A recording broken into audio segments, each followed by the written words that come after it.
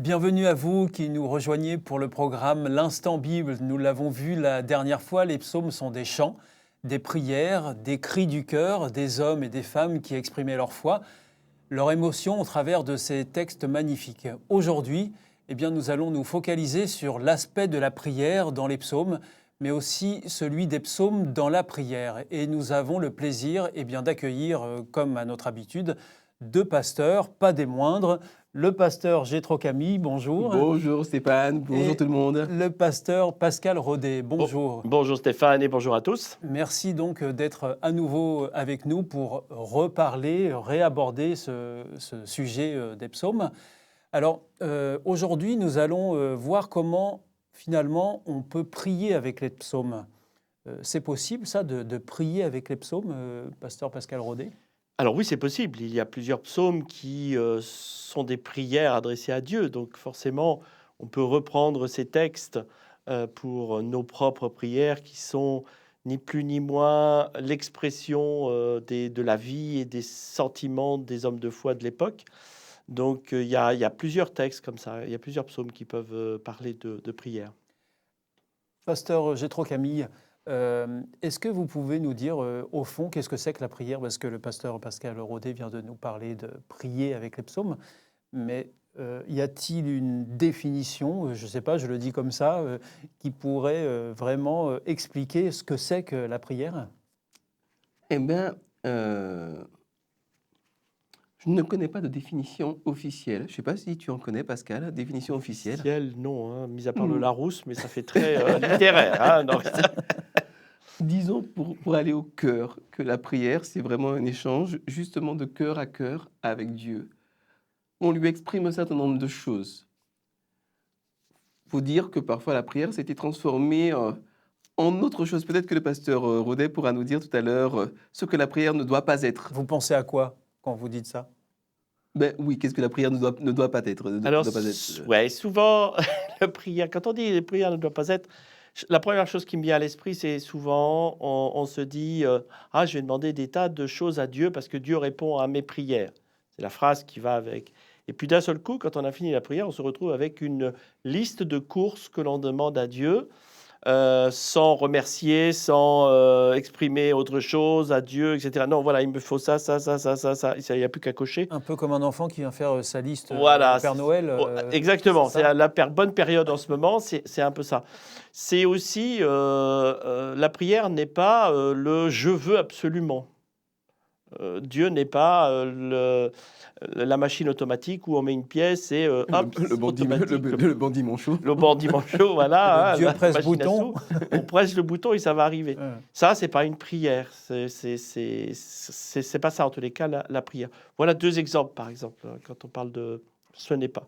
Et alors donc, pasteur Jétro Camille, vous voulez rajouter quelque chose? Oui, parce que finalement, l'histoire de la religion, c'est une histoire de relation, basiquement. Et donc, si, je ne sais pas Stéphane, si je ne viens vous voir que quand j'ai besoin de quelque chose, la qualité de relation qu'on va avoir, elle va sérieusement en pâtir. Ou si je ne vais voir Pascal que si j'ai besoin je sais pas, de haricots, de sel ou de quelque chose, et je ne vais jamais le voir, et je lui dis jamais rien d'autre que « est-ce que tu peux me donner s'il te plaît ?» Ça veut dire qu'on n'a pas une vraie relation.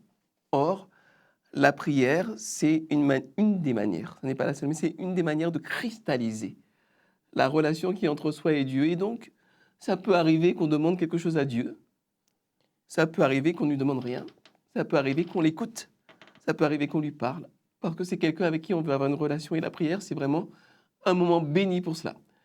Comme le disait Pascal, malheureusement, ce n'est pas dans le christianisme en particulier, mais dans toutes les religions, on a bien souvent transformé la prière en une télécommande. À Dieu, on instrumentalise Dieu et puis on obtient ce qu'on veut, ou bien comme un sort de contrainte. Ceux qui n'ont pas fait de magie ne peuvent pas comprendre, mais un sort de contrainte, bon, j'ai pas fait de magie, hein. Un sort de contrainte, c'est le sort que va faire le docteur, vous savez, le docteur Mamadou. Vous recevez son petit prospectus dans votre boîte aux lettres parfois, il vous dit « je vais faire revenir l'être aimé en 3 jours ». Votre femme est partie, elle ne vous aime plus, moi je la fais revenir en 3 jours, elle est amoureuse comme jamais.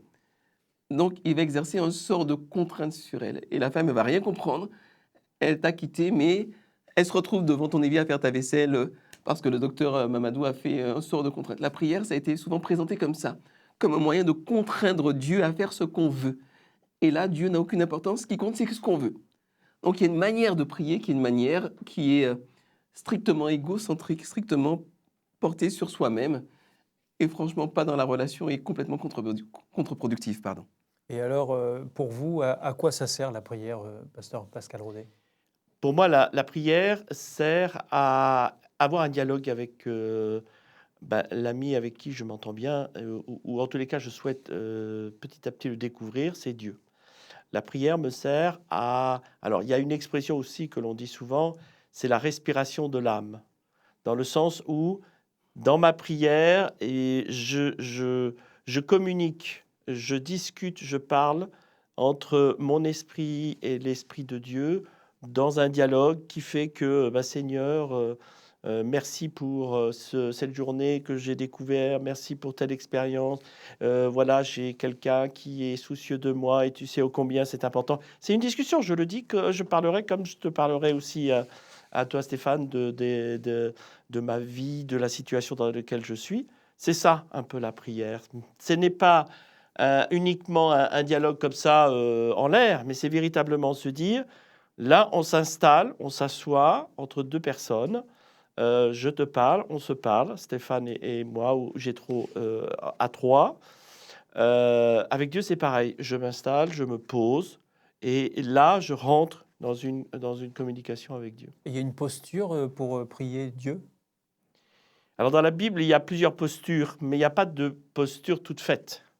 Ça Officielle. Officielle, voilà. Ça va depuis, justement, à un moment donné, la prière où on est debout et on loue le Seigneur dans une prière. Les bras levés vers le ciel, comme etc. ça. Oui, c'est très beau. Jusqu'à, David en fait partie, où on est complètement allongé par terre en demandant pardon. Face Oui, contre on terre. voit Face ça contre parfois terre. dans des films où on voit les personnages venir s'allonger dans Voilà les aussi, églises, au exactement. pied de la croix. Exactement. Et donc après, dans ces différentes positions, il y a à la fois à genoux, voilà, il y a plusieurs. Il y a pas, dans la Bible, il n'y a pas de position spécifique. Je pense que c'est aussi lié à ce que je veux dire ou à ce que je veux exprimer de mes sentiments auprès de Dieu. Alors, je voudrais réagir par rapport justement à cette notion de sentiment. Pourquoi? Prenons un exemple, il y a ce qu'on appelle les prières récitées et les prières spontanées. Deux types de prières, prières récitées, prières spontanées.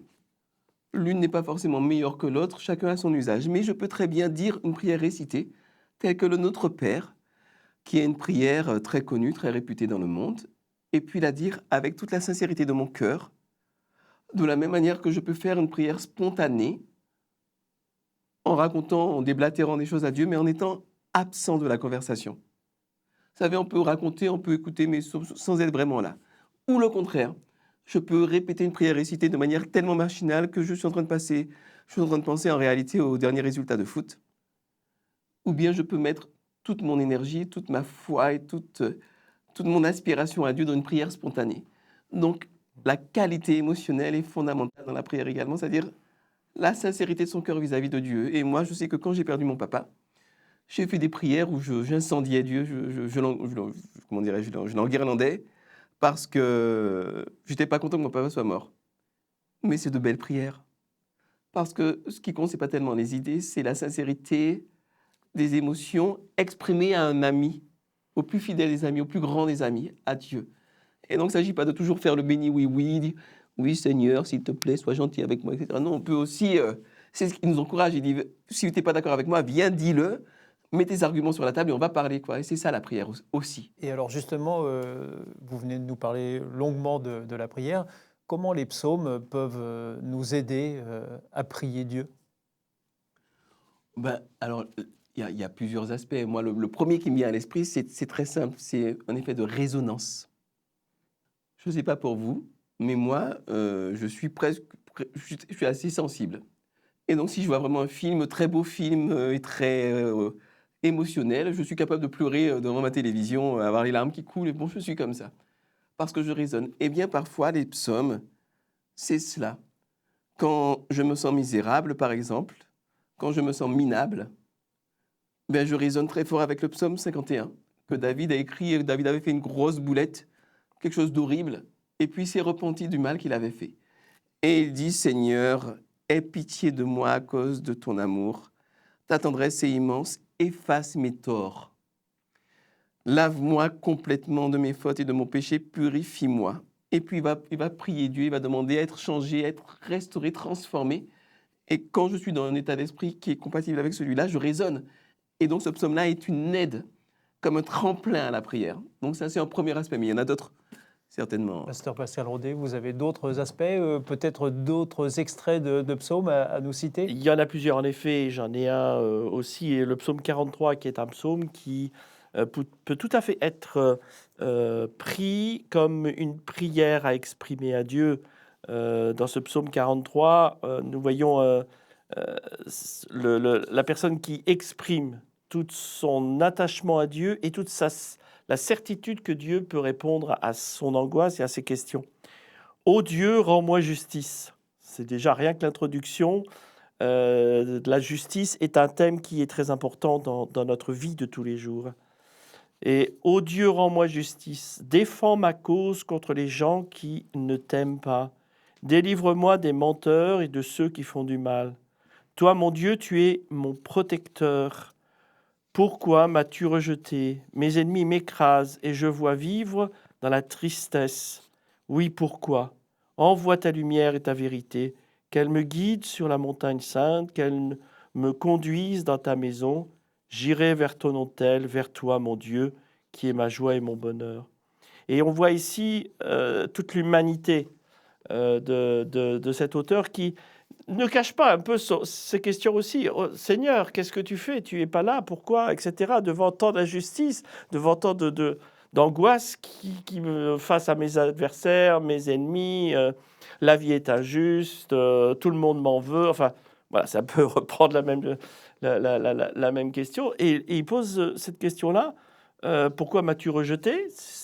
C'est vrai, on peut se poser cette question et ça montre bien aussi que on peut oser poser des questions de ce genre à Dieu. Et dans une prière, le dialogue est ouvert. Le dialogue est ouvert, bien sûr, tout à fait. Et je pense que c'est ça l'élément important de la prière, y compris avec les psaumes, c'est un dialogue qui est ouvert avec Dieu. Il n'a pas peur d'entendre des questions, des remarques ou des incompréhensions de la part de ses enfants. Et ce psaume 43 est encore là aussi quelque chose qui montre une prière adressée à Dieu, à un Dieu qui écoute, qui est là. D'ailleurs, en ce sens-là, il y a un psaume qui a une tonalité complètement différente et qui peut être tout aussi utile pour la prière. C'est le psaume 92, dont je dirais 2-3 versets. Quel bonheur de remercier le Seigneur, de chanter pour toi, Dieu très haut. Quel bonheur d'annoncer dès le matin ton amour et ta fidélité pendant la nuit. Sur la lyre, c'est un instrument de musique, la lyre, à 10 cordes et la harpe, au son de la cithare.